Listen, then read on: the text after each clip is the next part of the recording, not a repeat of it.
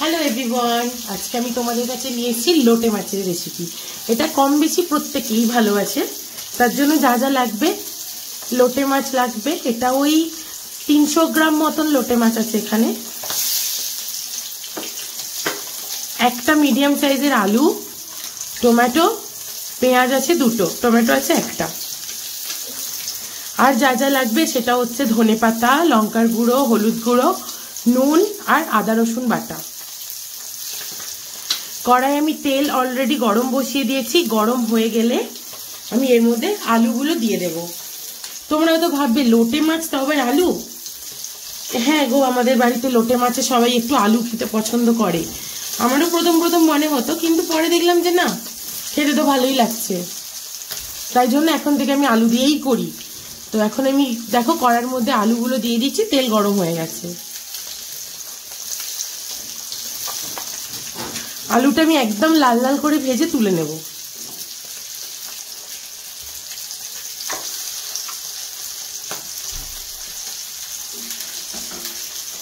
আলুটা ভাজা হোক, তারপর আমি অন্য কিছুগুলো দিচ্ছি। দেখো আলুগুলো পুরো লাল লাল হয়েই এসছে প্রায়। এবার আমি তুলে নেব, আর লাল করার প্রয়োজন নেই।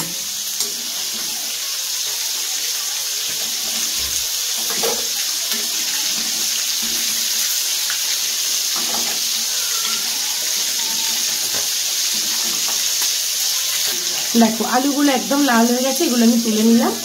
আমার এতটা তেলের তো প্রয়োজন নেই, তাই তেলটা আমি একটু কমিয়ে নেব। দেখো লোটে মাছ অনেক রকম ভাবেই করা যায়। কেউ মাছ ভেজে নেয়, আবার কেউ মশলার সঙ্গে গোটা গোটা দিয়ে দেয়, দিয়ে ঝুরঝুরে করে নেয়। আমি কিন্তু মাছটাকে একটুখানি ভেজেই নেব। ভেজে নেব মানে ওই কড়াই দিয়ে নাড়তে নাড়তে ঝুরঝুরেই হয়ে যাবে। তো এখন আমি লোটে মাছটা কড়াই দিয়ে দিচ্ছি।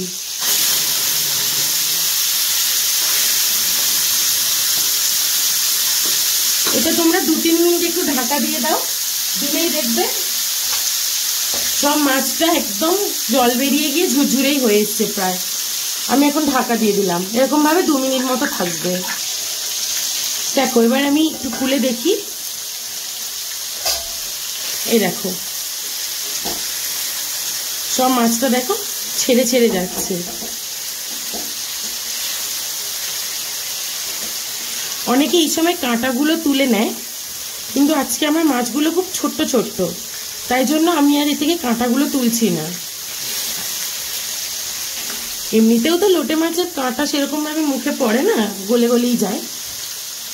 তো এটা একদম জলটা শুকনো শুকনো হবে, আমি তুলে নেব। দেখো জলটা অনেকটাই কমে এসছে, আর একটু কমবে।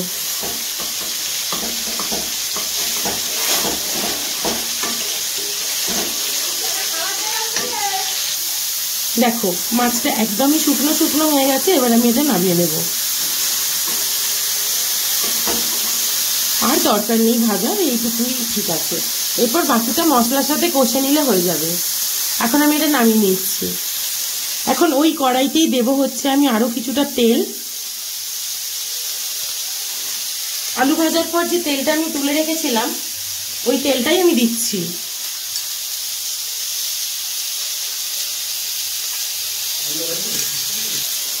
দেখো তেলটা এখন গরম হয়ে গেছে। এখন আমি এর মধ্যে দিয়ে দেবো পেঁয়াজগুলো।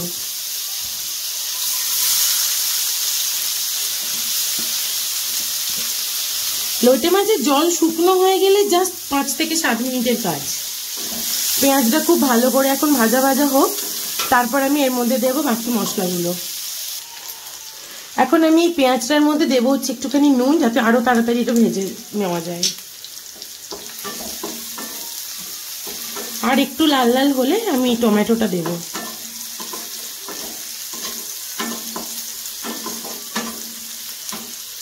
দেখো পেঁয়াজটা একদম লাল লাল হয়ে গেছে। এখন আমি এর মধ্যে কাটা টমেটোটা দিয়ে দেব।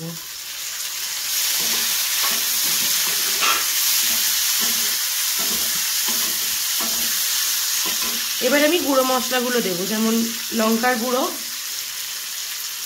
তোমরা তোমাদের হিসেব অনুযায়ী ঝাল দিও। একটু হলুদ গুঁড়ো আর আদা রসুন বাটা।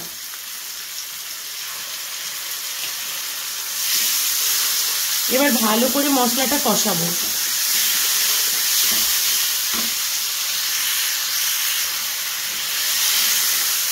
একটুখানি জল দিয়েছি। এবার তেল ছাড়া পর্যন্ত মশলাটা আমি কষাবো। এর সঙ্গে আমি এখন আলুগুলো দিয়ে দিচ্ছি ভেজে রাখা, তাহলে তাড়াতাড়ি সিদ্ধ হবে।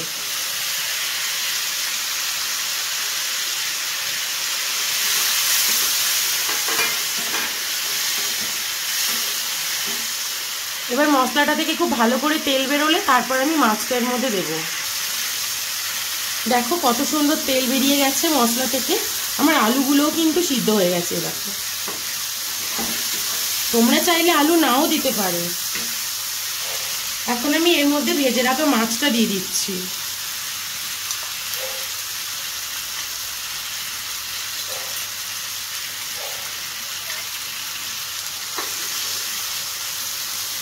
এটা দিয়ে খুব ভালো করে নাড়বে, একটু ঢাকা দিয়ে দিয়ে নাড়বে। এতে কিন্তু আর জল দিতে হবে না, মাছের থেকে যে জল বেরোবে সেটাতেই হয়ে যাবে।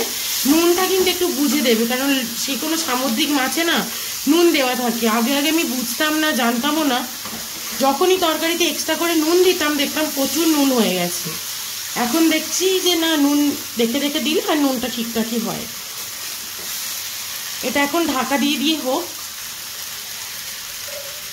আমি ঢাকা দিয়ে দিলাম। এটা 2 মিনিটের জন্য একটু কমিয়ে দেব। 2 মিনিট পর তোমাদেরকে দেখাচ্ছি। দেখো 2 মিনিট হয়ে গেছে। এবারে দেখেছো মাছটা থেকে পুরো তেল ছেড়ে গেছে, একদম কষানো কষানো হয়ে গেছে। আলুও সিদ্ধ হয়ে গেছে আর মাছে একদম জলও নেই। এখন আমি এর মধ্যে দেবো হচ্ছে ধনেপাতা কুচি। দিলেই আমার মাছ রান্না কমপ্লিট।